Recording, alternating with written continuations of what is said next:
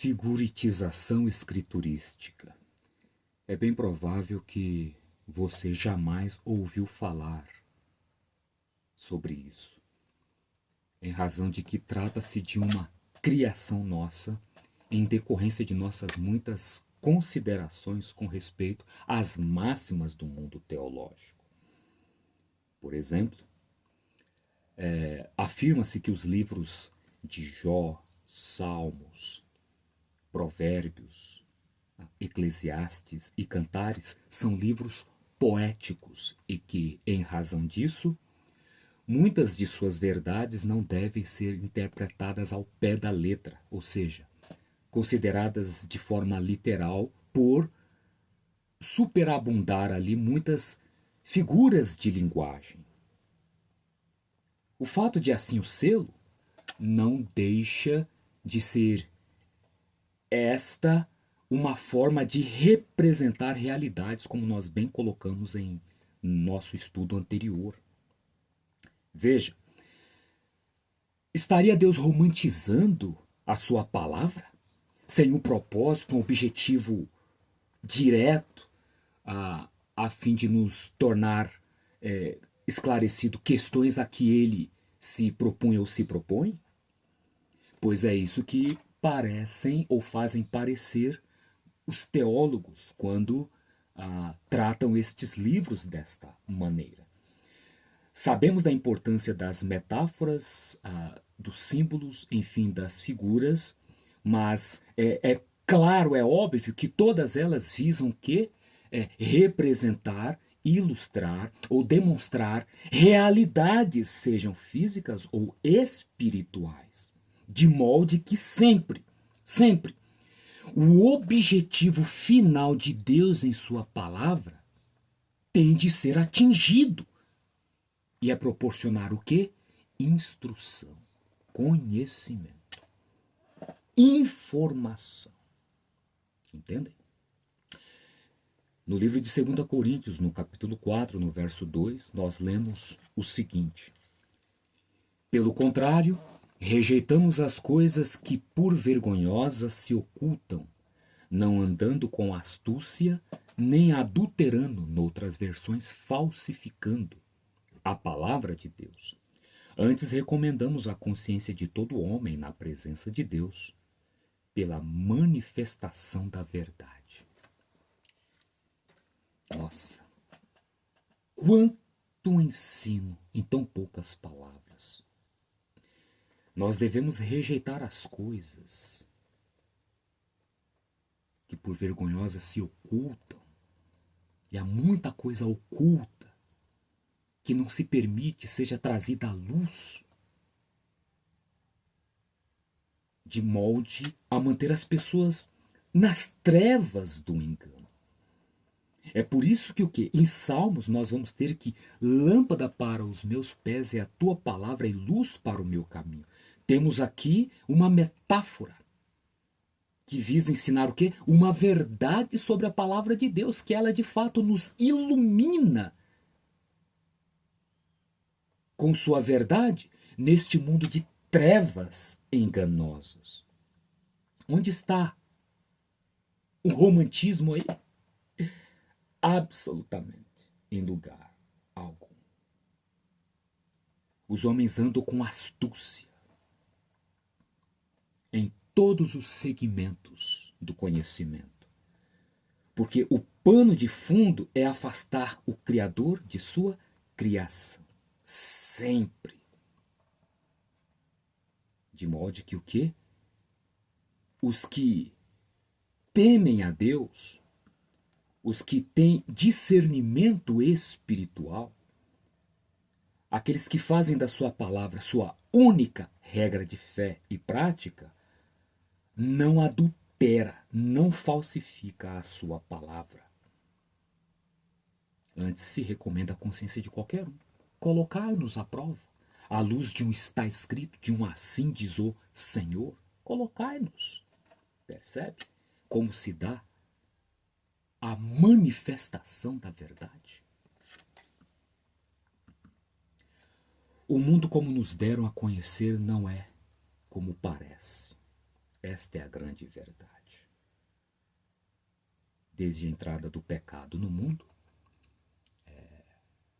há um esforço por ofuscar a luz da verdade, tal como ela se apresenta, de maneira que nós sejamos induzidos a ver as coisas da forma como no real elas não são. Isso envolve enfeitiçamento. E a menos que nós tenhamos a palavra de Deus, que é a sua carta de amor que ele nos entregou, que qual uma luneta nos permite ampliar e ver as coisas mais de perto, nós não conseguiremos discernir o falso do verdadeiro, separar o santo do profano. Então, a figuritização da palavra de Deus tem afastado muito das profundas verdades que ela se propõe a revelar. Em especial nesse tempo em que há um remanescente. Precisará ter um remanescente. Agora, uma coisa é professar a verdade, outra coisa é advogar a verdade. Muitos dos que se dizem remanescentes estão apenas professando a verdade. Agora, quantos dentre estes estão advogando a verdade? Bom, quando nós afirmamos a máxima da reforma, sola escritura, de fato, estamos advogando a Bíblia como nossa única regra de fé e prática? Eis a questão. Eu quero ler para os senhores alguns pontos e discorrer sobre os mesmos. A autoridade da Bíblia como regra de fé e prática decorre de sua origem. Os escritores bíblicos viam as escrituras como situando-se numa categoria única, distinta e separada de toda a literatura restante. Eles se referiam à Bíblia como as Sagradas Escrituras, Romanos 1:2, Sagradas Letras, 2 Timóteo 3:15, e os oráculos de Deus, Romanos 3:2, Hebreus 5:12. Então,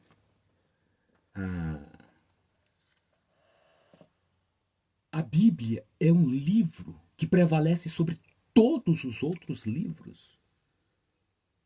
Por quê? A sua autoridade se reside no fato de que ela é a palavra de Deus. Se ela é a palavra de Deus, ela encerra em si mesmo infalibilidade.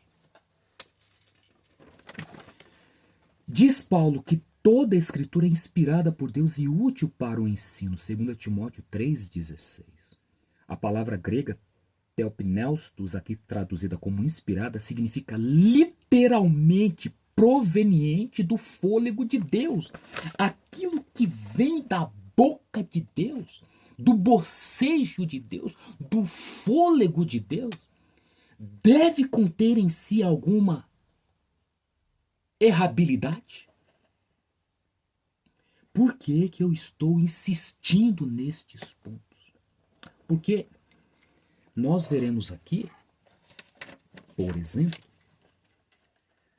na lição especial em plena certeza, na página 13, discuta como é possível mais eficazmente compartilhar estes ensinamentos sobre a Bíblia com as pessoas que se enquadram nas seguintes categorias: A. As que não creem que a Bíblia é inspirada. B. As que creem que apenas uma porção da Bíblia é inspirada. E C. As que creem que cada palavra do manuscrito original foi ditado por Deus. Em qual dessas três classes de pessoas você se enquadra? A maioria, em razão de sua forma de romantizar a palavra de Deus, com respeito a certos livros que encerram grandes verdades, parecem não acreditar que cada palavra dos escritos originais foram ditadas por Deus. Por exemplo, Jó 26:38. Onde está o romantismo ali?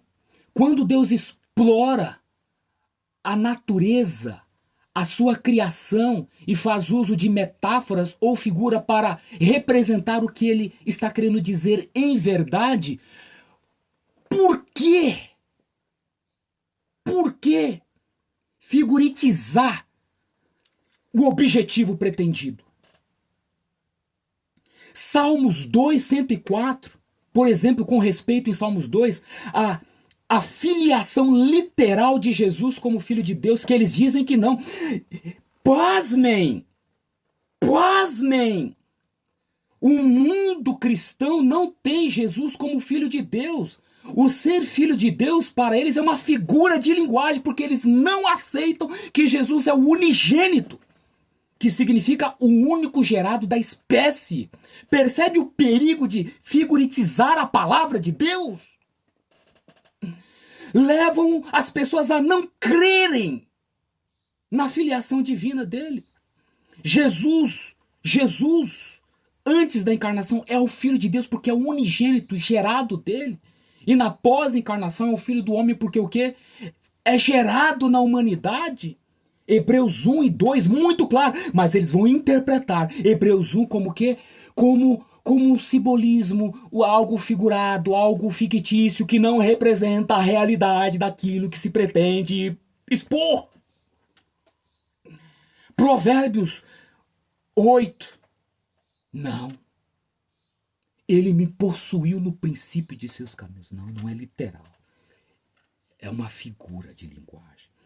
Ao redor da terra, os confins, o limite das águas. Não, ali é uma figuração. Como é que o Criador não sabe da sua criação?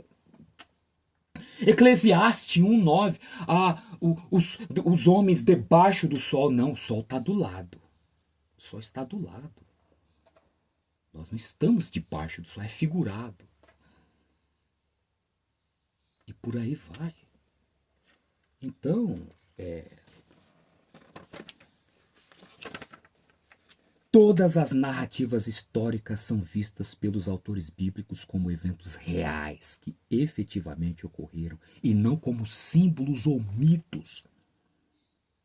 Aí aqui vai falar da experiência de Jonas, de Noé, a arca do dilúvio, que nós já explicamos e já comprovamos que, por exemplo, o dilúvio não tem como ser estabelecido no modelo copérnico do nosso mundo. Mas o que? Desde criança nós somos conculcados a crer em coisas que não representam a realidade. Ou seja, o mundo não é o que se nos apresentam. Entendam isso, meus irmãos e irmãs.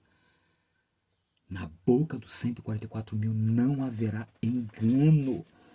A Bíblia não ensina que existe inspiração parcial ou grau de inspiração. Essas teorias sem evidência bíblica representam apenas especulações que tentam roubar às escrituras a sua divina autoridade. Compreende? Contradições entre as escrituras e a ciência são frequentemente o resultado de especulação, como por exemplo a questão do éter, que prova que a nossa Terra é estacionária. As ondas do rádio são produzidas pelo ar, as ondas dos mares pelas águas, as ondas dos terremotos pela terra. E o éter. Michelson Morley provou através do interferômetro que o quê? Que as ondas dos feixes de luz não se movimentam através de seu experimento, provando que a Terra está parada. Mas o quê? Olha aí, a ciência provando aquilo que até então